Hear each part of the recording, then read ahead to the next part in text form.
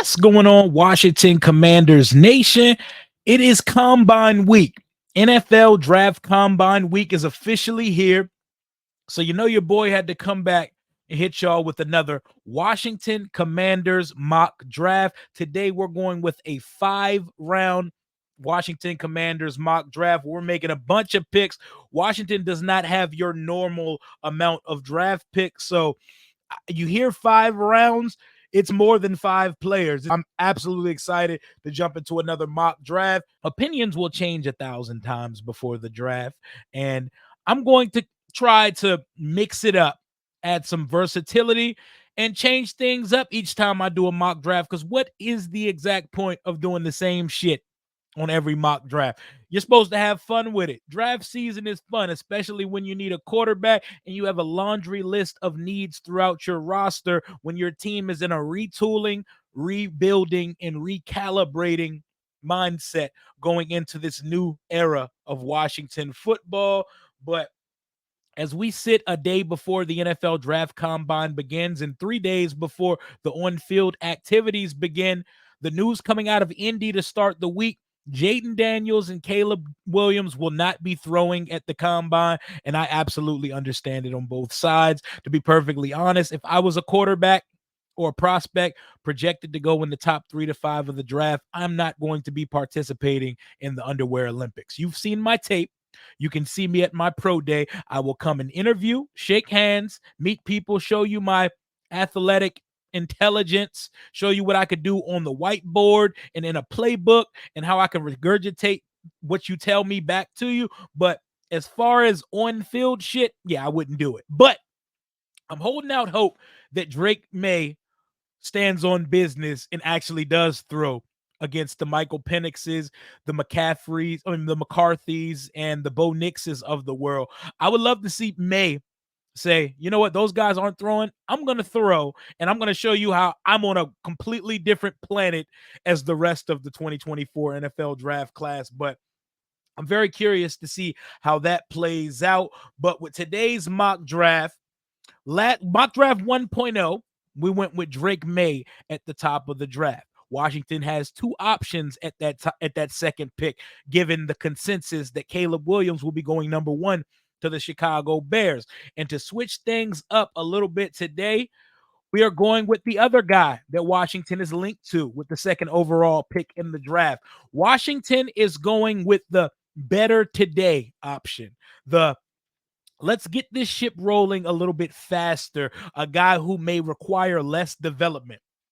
A 5-year starter, 23-year-old Heisman Trophy winner out of Louisiana State University with the second overall pick in my mock draft 2.0. The Washington Commanders select Jayden Daniels, quarterback, LSU Tigers. Heisman. Whenever you say his name, make sure you put Heisman next to it. 6'4".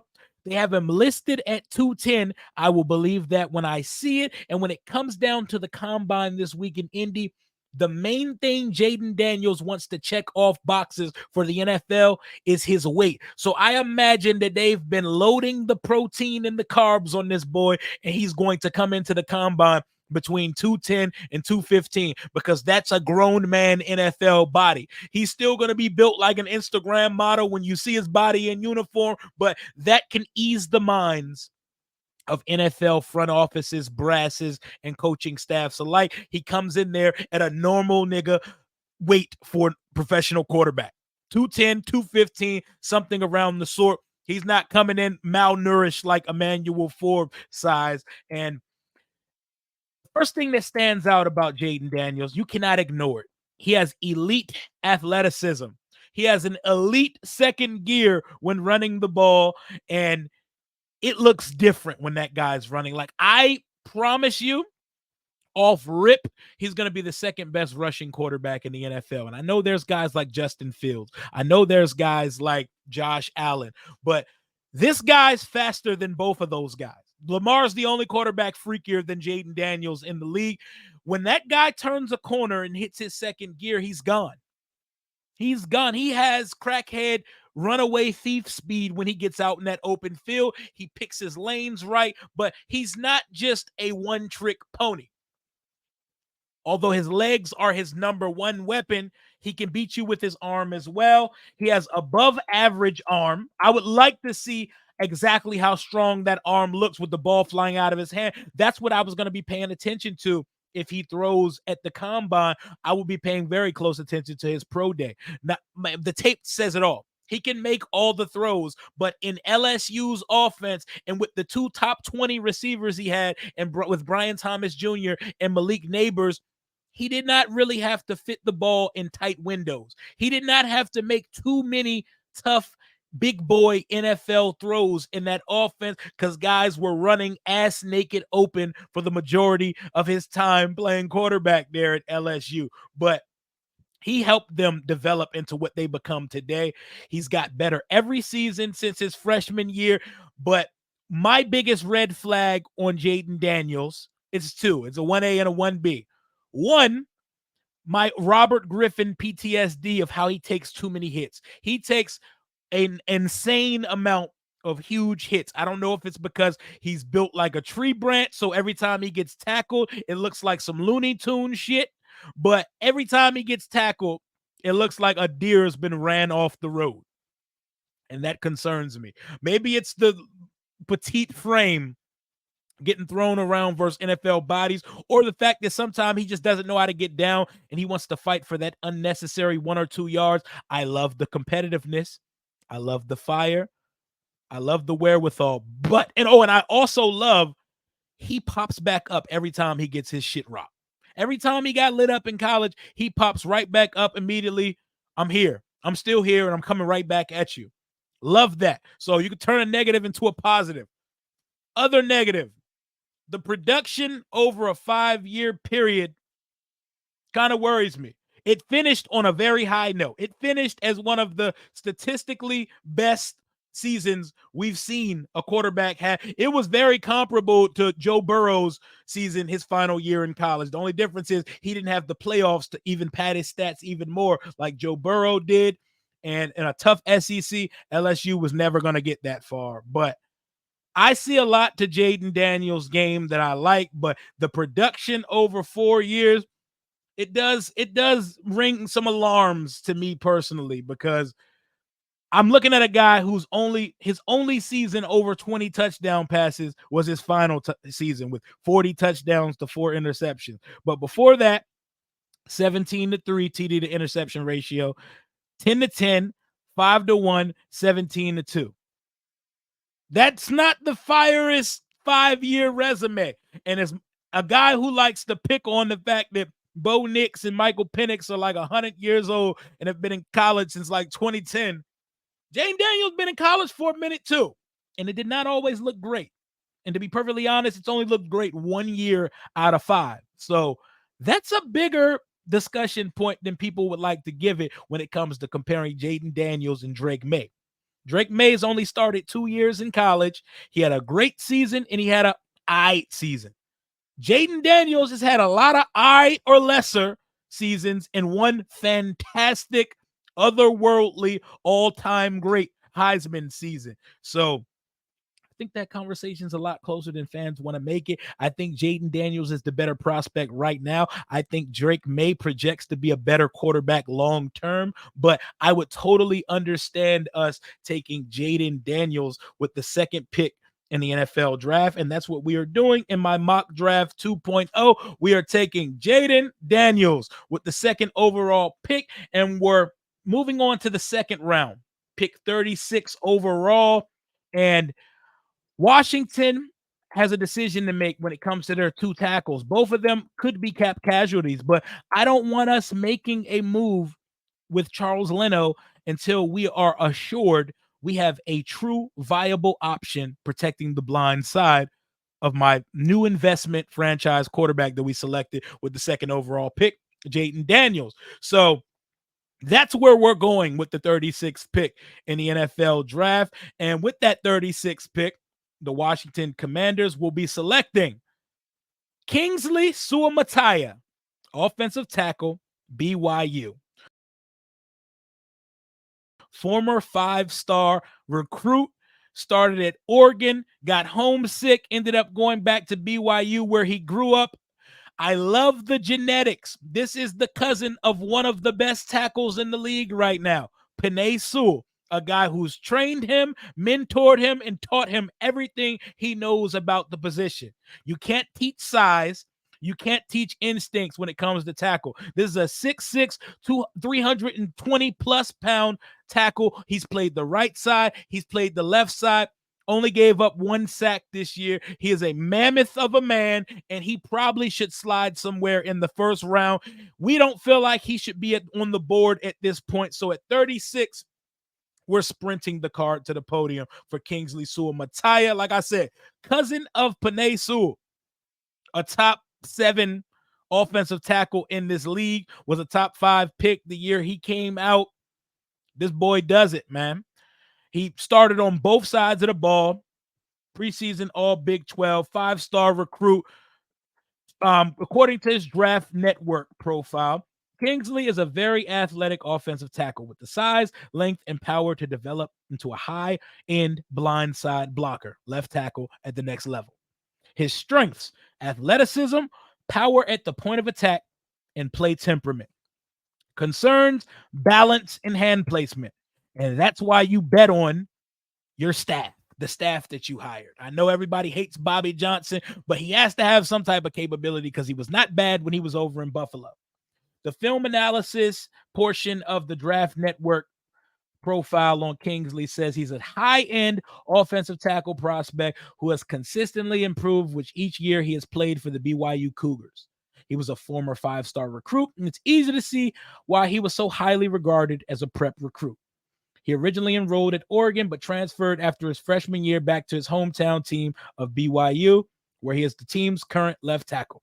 He has outstanding size and is a very good athlete for a player his size in the run game. He displays excellent power at the point of attack. He can displace defenders with his short-term burst and hand power, and always works to sustain throughout the whistle.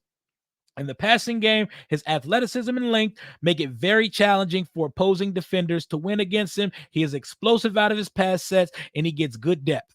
He shows a good ability to mirror in pass protection and is a cerebral player when it comes down to passing off stunts in games. Sign me up, Kingsley Suamataia. You are a Washington Commander, which takes us to pick 40. Washington has another pick in the second round. Do we consider trading back? Absolutely not. We want to add talent, and I'm going to add talent at a position that some fans will say, we don't need anyone here. I beg to differ. Terry McLaurin, stud, is only under contract for 2 more seasons, and he's about to be 30 years old. Third-year receiver Jahan Dotson, I have lots of doubts about him because I've seen more 0-catch, 0-yard games that I'm comfortable with as a starting receiver here. And the lack of play strength and how he gets jammed up at the line shows me that Jahan don't need to be nowhere but in that slot somewhere, meaning we need a vertical, stretch the defense threat opposite Terry McLaurin on that offensive side of the ball. And we're going to get the best speedster, take the top off the defense option in this class. We're going to the Pac-12 for this one with the 40th pick. My Washington Commanders mock draft. The Washington Commanders will take Troy Franklin, wide receiver, Oregon Ducks. It seems like it's quite the thing we're doing recently. We're picking a lot of malnourished, slight frame guys, but 6'3", under 190. So the boy's tall, but skinny as hell. It looked like Devontae Smith with more height to him. First team All Pac-12, 2022 second team All Pac-12. The write-up on Draft Network says he's a dynamic vertical receiver with good route running ability to win versus single coverage without safety help over the top. Strengths: elite deep speed, zone recognition, ball tracking, and route running. So not only are you getting speed, he's not a one-trick pony with it. He can run a route tree, and he can win in more ways than one. Dyami Brown has 2 routes to his repertoire, and he don't even run them motherfuckers that great. And when he does get his opportunities, he drops the ball. He has a lot of concentration drops. And I am done with the Dyami Brown experiment. The Dyami Brown phase of trying to make fetch happen has concluded. Dyami Brown is not ever going to be fetch. We need to accept it, and we need to move on from this idea that Dyami Brown is going to be underrated, an X factor. He's not. He's not that. He's not one of them ones. Never will be. Concerns about Troy Franklin's game. He's frail as hell. So playing through contact, play strength, kind of like Jahan Dotson, but without the explosiveness. And contested catches. His contested catch rate has dropped over the last couple years, but we don't need him to do that. We need a finesse receiver. We do not have a finesse receiver on the roster. Terry's the number one. Jahan is going to be in the slot, and hopefully we get something out of him this year. We need a finesse receiver. We need a home run hitter on this offense. We need someone that puts fear into the opposing defenses, that at any point of the game, the Sean Jackson style, this motherfucker could get behind the defense and bust everything open. I need one of those. Troy Franklin is easily one of the fastest wide receivers in this class. He's 100% running 4.3 something when it comes down to this combine this week. I'll be watching him closely. We drafted a quarterback. We drafted a tackle. Those are for sure positions of need. I think this is a luxury pick, but I personally think it's a position of need because I think we only have one sound, complete receiver on this roster, and I think we need a starter opposite Terry because it's not Jahan Dotson. Jahan Dotson is going to be our slot receiver. Put his ass in the slot. I don't want to see him on the outside ever again. I am totally good on that, and I need to add me a dog with some speed on the outside opposite Terry McLaurin. So give me the kid, Troy Franklin. Come on down. You are a Washington Commander, which takes us to the third round, pick 67. We're going to go get us a local kid that went to the same high school as my brother, Jalen Morgan, Bowie High School's own Christian Haynes, inside offensive lineman, Connecticut. We're talking about guard. So we put two maulers on the left side of the line. We're coming into 2024 with a young quarterback, a bookend left tackle, and a bookend left guard. We're putting Sua Matea and Christian Haynes on that left side, and we're saying, come with it. Line up and come with it. Third team All-American guard out of UConn. His draft network profile says he's an outstanding technician and athlete. Christian Haynes is a true headliner at the interior offensive line position and an immediate impact starter. Say those words one more time so they hear you in the back. Immediate impact starter. None of this experimental project bullshit Ron and company was doing. Ron didn't even draft immediate starters in his final draft, knowing he was going to be a lame duck this year. Immediate impact starter. Those words sound like music to my ears right now. His strengths: excellent in wide zone blocking schemes, where his athleticism and technique blossom. Solid in pass protection, anchors well, and has reactive feet and hands. And he's a fantastic athlete, strong and explosive. What did Adam Peters and Dan Quinn tell you?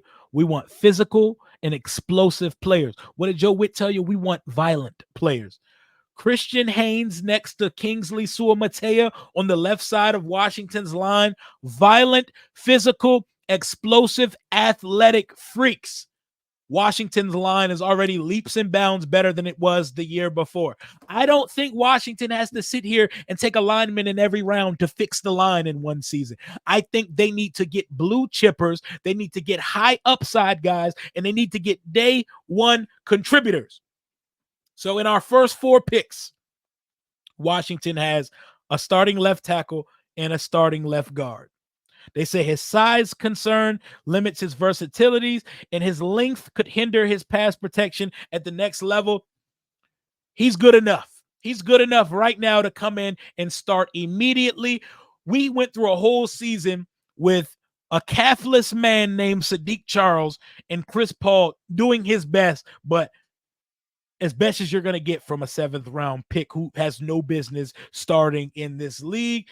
Washington goes out and goes lineman again in round 3 of the NFL draft. And now things start to get interesting because it's been all offense so far in my mock draft. To start this draft, we went quarterback Jaden Daniels at 2, tackle Kingsley Suamataia at 36, wide receiver Troy Franklin, Oregon at 40, and guard Christian Haynes, UConn, the pride of Bowie High School. So we've went 1, 2, 3, 4 straight offensive picks. Who is going to be our first defensive pick?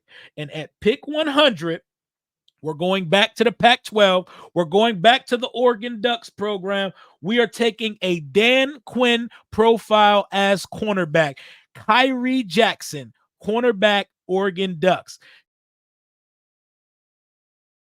6'3", 195, second team all Pac-12. His Draft Network profile says he's a long and athletic man cover corner who has all the required physicality to excel as a man-to-man defender in the NFL. I think we're going to be running a hybrid of man and zone. Joe Witt pretty much told us, if you think we're just going to run what we ran in other places, you have us sadly mistaken. We're going to do all kinds of things. Strength, length, competitiveness, ball skills. Need all 3 of those. We need a playmaker on this defense. We drafted Emmanuel Forbes in the first round to be one. I think we'll get more out of him under this new staff, but why not add another one? Someone with size and speed. Benjamin St-Juste has the size, does not have the speed. Concerns, change of direction, and over-aggression. I ain't mad at over-aggression. Forbes has that too. Benjamin St-Juste kind of does, but Benjamin St-Juste is not always in a position to make a play on the ball. I will take an over-aggressive corner with the size and the speed to keep up with guys. 6'3", 195, actually got some body, actually has some girth to him. We're going to have a big cornerback room. Kyrie Jackson, Emmanuel Forbes, Benjamin St-Juste cornerback room. I'm not saying it's the Legion of Boom in Seattle, but I know in Seattle, when they played that Seattle 3 defense, they liked lengthy corners when they had Sherman and Browner and company out there. They like long, lengthy, athletic corners. And Kyrie Jackson, he's going to run in the 4.3s. He has good speed, and he's a ball. He wants to get after the ball at the next level. He's projected to be a day 2 winning starting corner in this league. They say he's long and has a NFL skill set. He is best used on the boundary where he can use his length to his advantage and hide his limited change of direction. Jackson has all of the makings of a productive NFL starter. You see the trend of this draft here?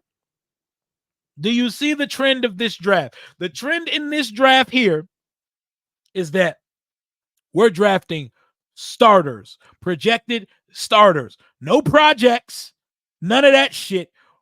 Projected, immediate impact players. We're not fucking around over here. Although we know we're trying to rebuild, retool, and recalibrate, we're trying to hit the ground running. We're trying to get guys that we could put on the field immediately. Day 1 impact player. So with the 100th pick in the NFL draft, Washington went to the secondary, went to Oregon, back to the Pac-12 for cornerback, 6'3" cornerback Kyrie Jackson out of Oregon. And to finish up today's mock draft, we're going to go at 102. We're going to go Tyke Smith, safety, Georgia. We're going back to the secondary one time. We're going to get some Cam Curl insurance. You know, we may not have got Cam Curl squared away in free agency. He may have gotten a deal elsewhere. We need to put somebody next to Quan Martin and Derek Forrest back there. There's no better brand of defense I trust right now than the Georgia Bulldogs defense. Tyke Smith would play the Chauncey Gardner-Johnson role of nickel safety hybrid who offers alignment flexibility and is a valuable in run support. He had coverage versatility, position flex, as Ron would say, run support, improved ball production. He had 4 interceptions, instincts, and competitiveness. I'm here for it.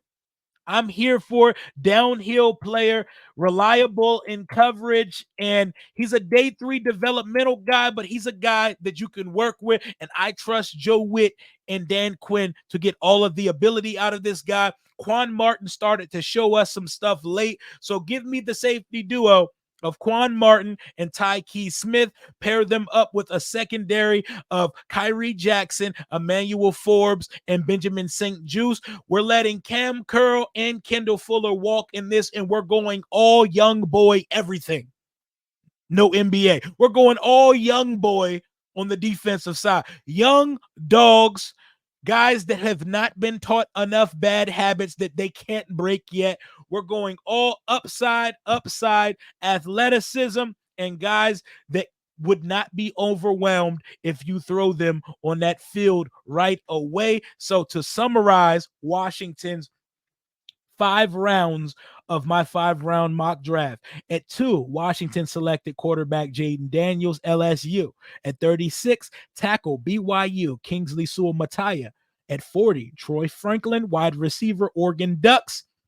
At 67, guard Christian Haynes, UConn, the pride of Bowie High School. At number 100, cornerback Oregon Kyrie Jackson. And at number 102, safety Tyke Smith, Georgia Bulldogs. Word to my boy Street Score. I know he would be very excited and be pounding the table for a guy like Tyke Smith. Let me know what you think about my mock draft in the comments below. This is number 2 of many. I'm going to try to keep it at like 1 video mock draft and 1 live stream mock draft a month, so we're not just regurgitating the same bullshit over and over. Gives us time to think, reflect, see what the data looks like, watch the combine, because I'm gonna be glued to every second of the combine Thursday through Sunday, especially Saturday, even though the quarterbacks aren't gonna be doing shit, but I'm gonna be glued to this combine over this week, and I'm excited about this offseason. We've seen the cap number 90 million plus. You see the 6 picks in the top 102. You see the front office, you see the coaching staff. The vision is clear. Washington wants to get better, and they want to get better right away. We have every asset available to our person to be able to do so. And I think we're going to get right to the shits and get going. In my mock draft 2.0, we decided to start that off by drafting quarterback Jaden Daniels to pair with Cliff Kingsbury and Washington's offense going into 2024. Let me know what you think in the comments. Like, comment, and subscribe if you're not subscribed to the channel already. I'm one of the best out here giving you Washington Commanders coverage from the perspective and lens of a die-hard fan. Fanalist, if you will. I'm not an expert. I don't pretend to be any more fan than the next man. I just give it up real, raw, and objective. And we like to ramble about our favorite team because I, like many of you, have the Washington Commander Redskin football team disease, the sickness. This team has a chokehold, a stranglehold over me, and I care about every last aspect of this team. The front office, the ownership group, the players, the stadium, the headquarters, anything you name, I care about it. And I know a lot of you are the same way. So I started this channel to build a community of other diehard fans from a fan's perspective. We do not pretend to emulate media or anything of the sort. We use colorful language over here, and we live like fans because that's what we are. So fan however you see fit, and come over to the channel and rock with your boy. Mock Draft 2.0 is in the books. Until next time, Commander Rio out. Don't roast me too much in the comments, y'all.